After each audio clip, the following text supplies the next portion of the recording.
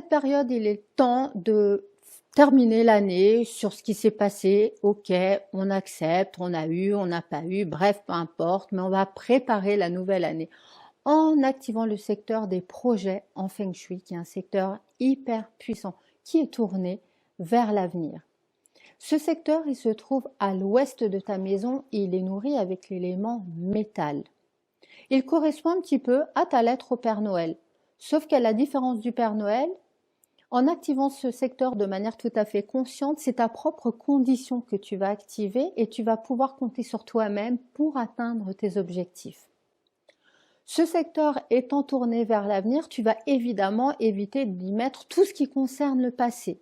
Tu vas éviter de mettre les archives, tu vas éviter de mettre des gros meubles. Et puis, en parlant de trucs qui tassent, si tu as un Bouddha à l'ouest de ta maison, écoute, mets-le ailleurs. Parce que le Bouddha, lui, il symbolise les choses, il assoit les choses, tu vois. Alors que nous, ce qu'on veut, c'est toujours amener du mouvement, de la légèreté dans ce secteur. C'est un secteur d'ouverture, c'est pas un secteur où on assoit les choses. Enlève aussi l'excès de feu, si tu as du rouge, des bougies, des éclairages vifs. Et essaye d'éviter parce que tu vas faire fondre l'énergie du métal qui nourrit ce secteur. Du coup, tu risques d'avoir tes projets qui partent en fumée.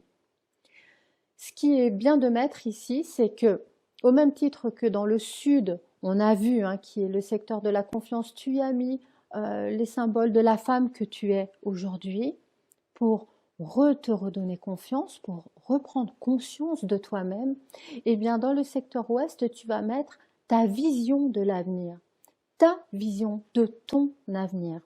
Tu peux y mettre un tableau de vision si tu veux, tu peux y accrocher des affiches, tu peux mettre tous les symboles que tu veux, du moment qu'ils sont tournés vers l'avenir et qui correspondent à ta vision de ton avenir.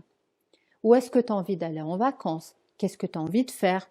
Qui tu as envie d'être? Au niveau de ta forme, est-ce que tu as envie de te mettre au yoga, à la danse, de perdre du poids, de te muscler, de grossir un peu?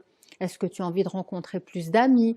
Est-ce que tu as envie de faire partie d'un cercle de lecture, de faire du sport, d'acheter une nouvelle maison, d'acheter une nouvelle voiture? Peu importe. Ici, tu y mets tout ce qui te fait vibrer et qui correspond vraiment à ton avenir. Et si tu es en couple, ce qui serait intéressant, c'est de faire aussi un tableau de vision commun où ton chéri et toi, vous mettez les choses qui vous donnent vraiment envie. C'est une sorte de rendez-vous, de fixation d'objectifs amoureux. Donc voilà, on tourne la page du passé, on se tourne vers l'avenir avec le secteur de l'Ouest.